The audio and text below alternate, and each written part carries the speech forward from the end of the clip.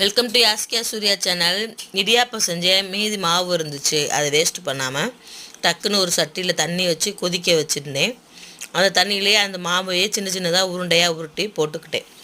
தண்ணி கொதிக்கலைனாலும் பரவாயில்ல, ஆனால் இது எல்லாத்தையும் போட்டுட்டு கிண்டாமல் மட்டும் இருந்தால் கூட போதும். இந்த உருண்டை உடையாது. பாருங்கள், இதுலேயே நான் 2 விதமான கொழுக்கட்டை செய்ய போகிறேன். இதை தொடவே வேணாம். இப்போ பாருங்கள், அதில் கொதி வந்துருச்சு. இருந்தாலும் நான் தொடலை, வெறும் ஏலக்காய் மட்டும் போட்டு மறுபடியும் விட்டுட்டேன். ஒரு 3 நிமிஷம் மட்டும் கொதிக்கட்டும்னு விட்டுட்டேன். இப்போ நல்லா கொதிச்சிருச்சு. இப்போ கரண்டியை விட்டோம்னா கொழுக்கட்டை எதுவும் ஆகாது. நல்லா பாருங்கள், சூப்பராக இருக்குது. நல்லா மெத்து இருந்துச்சுங்க சாப்பிட போகும்போது. இந்த மாதிரி நீங்களும் செஞ்சு பாருங்கள். ஒரே மாவில் வச்சு 2 கொழுக்கட்டையும் செய்ய. ஏன்னா எங்கள் வீட்டில் சாப்பிட மாட்டாங்க, ஒவ்வொருத்தரும் ஒவ்வொரு மாதிரி. இப்போ 2 ஸ்பூன் அரிசி மாவு கலந்துட்டு இது ஊற்றிக்க.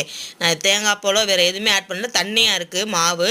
இப்போ இந்த அரிசி மாவு ஊற்றினோம்னா கொஞ்சம் கெட்டியாக வரும், டேஸ்ட்டும் சூப்பராக இருக்குங்க. அதுக்காண்டி தான் ஈஸியாக. அப்புறம் தேங்காய் துருவி ஒரு 2 சில் போல் தேங்காய் துருவி போட்டாச்சு. ஜீனியே போடாமல் எதுக்கு தேங்காய் போட்டேன்னா, இப்படி செஞ்சு பாருங்கள், சூப்பராக இருக்கும். இப்போயும் நல்லா ஒரு வாட்டி கிண்டிடுங்க. அந்த அரிசி மாவு போட்டோம்ல, அதுலேருந்து போட்டோன்னே கெட்டி ஆயிடுச்சு. அதுலேருந்து கொஞ்சமாக தனியாக கொஞ்சோன்னு ஒரு கிண்ணத்தில் எடுத்து வச்சுக்கிட்டேன். இப்போ இந்த ஸ்பூன் அளவில் 3 ஸ்பூன் ஏற்கனவே நான் ஜீனி போட்டு கிண்டிட்டேன். உங்கள்கிட்ட காமிக்க மறந்துட்டேன், அதனால் அளவுக்கு மட்டும் அந்த டீஸ்பூனை காமிக்கிறேன் உங்களுக்கு. இதில் மட்டும் போட்டு கிண்டி எடுத்தாச்சு. இப்போ இதுக்கு தனியாக வச்சுருக்கேன்றதை பார்த்துக்கோங்க. இதுக்கு நான் என்ன செய்ய போகிறேன்னா, நாட்டு சக்கரை எடுத்து 3 ஸ்பூன் போட்டுக்கிறேன். என்னடா நாட்டு சக்கரையை கரைக்காமல் போடுறாங்கன்னா, இது மண் எதுவுமே தூசி எதுவுமே இருக்காதுங்க, நல்ல நயமானது.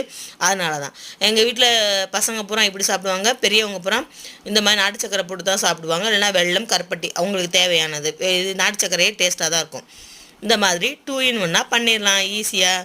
வேலையை கஷ்டம்னு நினச்சாதாங்க கஷ்டம். இந்த மாதிரி நிறைய வீடியோ போட்டிருக்கேன் பாருங்கள். லைக் பண்ணி, ஷேர் பண்ணி, கமெண்ட் பண்ணி, சப்ஸ்கிரைப் பண்ணுங்கள். தேங்க்யூ, பாய்.